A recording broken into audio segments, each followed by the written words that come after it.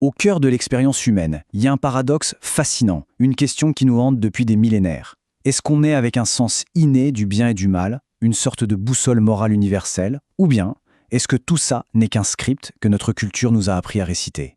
C'est ce grand mystère qu'on va tenter de percer aujourd'hui. Regardez ça. D'un côté, l'humanité est incapable d'une cruauté qui dépasse l'entendement. De l'autre, chaque civilisation, sans exception, a produit des codes moraux qui célèbrent l'empathie, la coopération, le respect de la vie. Ce contraste, il est absolument saisissant et c'est le point de départ de toute notre réflexion. C'est ça, le grand paradoxe. Comment est-ce possible? Comment une seule et même espèce peut-elle être l'auteur des pires massacres de l'histoire et en même temps la gardienne de principes moraux aussi élevés? On va essayer de démêler cette contradiction. Alors, commençons par explorer la première grande théorie. C'est l'idée que, sous le vernis des différences culturelles, il existerait en fait un noyau moral commun à tous les êtres humains, quelque chose de profondément ancré dans notre nature. Juste pour être sûr qu'on parle bien de la même chose, quand on dit conscience morale, on parle de cette petite voix, de ce mécanisme intérieur qui nous aide à juger nos actions. La grande question, c'est de savoir si ce mécanisme est programmé de la même façon pour tout le monde ou pas. Cette idée d'une morale universelle, elle ne date pas d'hier. Pour le philosophe Platon dans la Grèce antique, le bien n'est pas une question d'opinion. Non, c'est une vérité absolue, presque mathématique, qui existe en dehors de nous. Et notre rôle, en tant qu'être de raison, serait de tendre vers cet idéal. Pour le dire autrement, selon Platon, quand on parle de justice ou de courage, on ne fait pas que donner son avis. On essaye, maladroitement, de décrire un idéal parfait et universel. Nos lois et nos vertus ne seraient que des reflets imparfaits de cette vérité supérieure, comme le dit cette phrase. Des siècles plus tard, le philosophe Emmanuel Kant nous donne un outil, un test logique. Pour savoir si une action est morale, il faut se poser une question simple. Est-ce que je peux vouloir que mon action devienne une loi universelle, valable pour tout le monde, tout le temps? Le vol, par exemple, échoue à ce test. Si tout le monde volait, le concept même de propriété n'existerait plus. Pour Kant, la morale, c'est donc une affaire de pure logique. Adam Smith, lui, change de registre. Pour lui, la morale universelle ne se trouve pas dans la froide raison, mais dans l'émotion. C'est notre capacité innée à l'empathie, ce qu'il appelait la sympathie, qui serait le vrai socle commun de toute moralité. Le fait de pouvoir se mettre à la place de l'autre, de ressentir sa douleur ou sa joie. Bon, cette idée d'une morale innée, universelle, est séduisante, mais elle est très loin de faire l'unanimité. Alors maintenant, changeons complètement de perspective. Et si notre sens du bien et du mal n'était en fait qu'un scénario, écrit et mis en scène par la société dans laquelle on vit? C'est la thèse du sociologue Émile Durkheim. Pour lui, la morale est un fait social. Ça veut dire que ça ne vient pas de l'intérieur de nous, mais bien de l'extérieur. C'est une force que la société nous impose.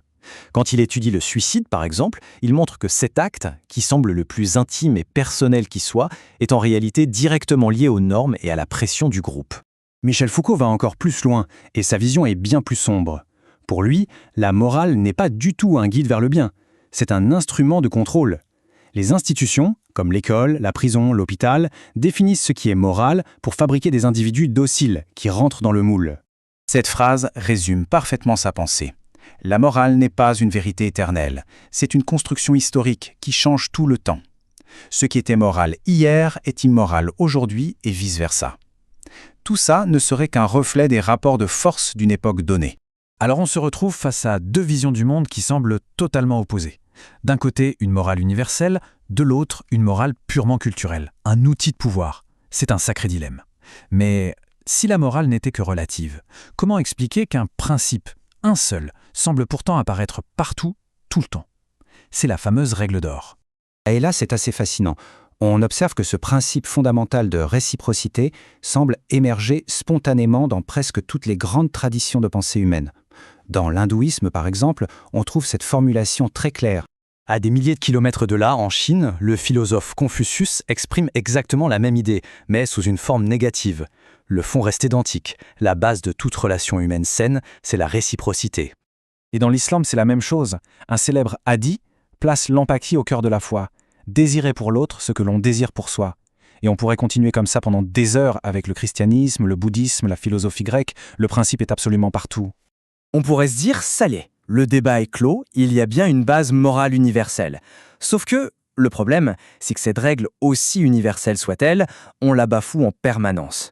Comprendre comment elle peut être non seulement ignorée, mais complètement retournée, c'est la clé de tout. Et pour comprendre ce terrible mécanisme, l'Holocauste est une étude de cas effroyable, mais indispensable. La question est simple et glaçante. Comment une nation civilisée a-t-elle pu organiser l'extermination de tout un peuple en violation flagrante de ce principe fondamental? La réponse, en fait, se trouve au carrefour de plusieurs découvertes. D'abord, il y a le travail de l'historien Christopher Browning, qui a montré que les bourreaux n'étaient pas des monstres sadiques, mais des hommes ordinaires qui ont cédé à la pression du groupe. Ensuite, il y a l'expérience de Stanley Milgram, qui a prouvé que la plupart d'entre nous sommes capables d'infliger d'atroces souffrances, simplement parce qu'une figure d'autorité nous le demande. Et enfin, les études de Solomon Asch sur le conformisme, qui montrent à quel point on est prêt à nier l'évidence pour ne pas être exclu du groupe. La pression sociale est donc une force colossale. Mais le problème pourrait avoir des racines encore plus anciennes, encore plus profondes, inscrites dans notre très longue histoire évolutive. Et pour ça, un petit détour par chez nos plus proches cousins, les primates, est étonnamment révélateur. Ce que la primatologue Jane Goodall a observé chez les chimpanzés est stupéfiant. Au sein de leur propre communauté, le meurtre est un tabou absolu, c'est impensable. Mais entre groupes rivaux, c'est la guerre totale, d'une violence inouïe. La conclusion est troublante. La règle morale « tu ne tueras point » semble ne s'appliquer qu'aux membres de son propre groupe. Les autres, les étrangers, sont en dehors de ce cercle de protection morale. Alors comment on assemble toutes ces pièces du puzzle? On a l'inné contre l'acquis, la règle d'or et sa terrible perversion, les mécanismes psychologiques de l'obéissance et du conformisme, et puis cet héritage tribal. Tout ça nous amène à une conclusion qui tente de réconcilier les deux grandes théories. Voilà la synthèse. Notre boussole morale n'est probablement pas cassée. Elle existe, sans doute, sous la forme de cette règle d'or universelle. Le vrai problème, c'est sa portée, son champ d'application. Par défaut, son aiguille est réglée pour ne pointer que vers notre tribu, notre nous. Et c'est là que la culture et l'idéologie interviennent. Elles peuvent manipuler cette boussole, rétrécir le cercle du nous et définir qui est l'autre, celui à qui la règle d'or ne s'applique plus. Et c'est ainsi qu'on peut justifier moralement les pires atrocités. On la connaît tous, cette vieille question que les parents adorent poser. Et si tout le monde sautait par la fenêtre, est-ce que tu le ferais aussi? Eh bien, l'histoire et la psychologie sociale nous apportent une réponse assez dérangeante. C'est probable, oui.